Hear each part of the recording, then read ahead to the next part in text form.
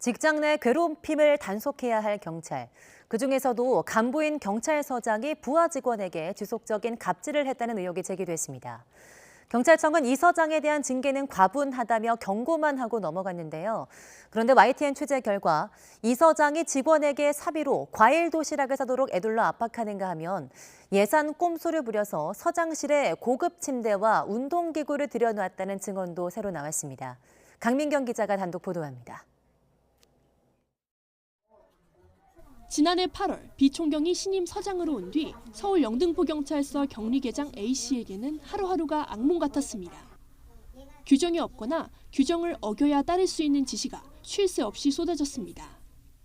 서장은 현장 출동을 나가면 배가 고프다며 간식을 요구했고 비용 처리 규정이 따로 없어서 A씨는 사비로 과일을 사서 손수 도시락을 쌌습니다.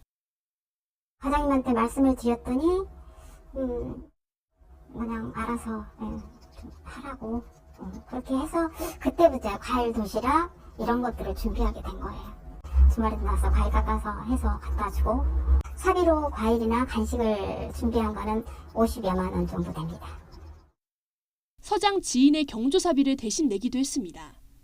예산 처리가 불가능하단 말을 수차례 전해도 묵묵부답이었습니다. 비 서장의 갑질은 여기서 끝나지 않았습니다. YTN이 확보한 비용 처리 관련 문서입니다.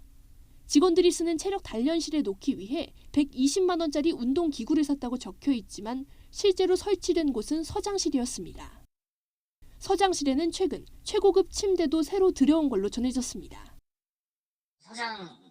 서장 그 내실에 보면은요, 그 퀸 사이즈의 시몬스 침대가 새로 들어온 거를 봤고, TV 앞에 사이클 이제 본인 개인 운동 한다고 사이클 이제 새로 들어온 거를 제가 봤거든요. 200만 원이 넘는 침대값을 충당하기 위해 직원들은 다른 가구의 구매가를 부풀렸다고 증언합니다.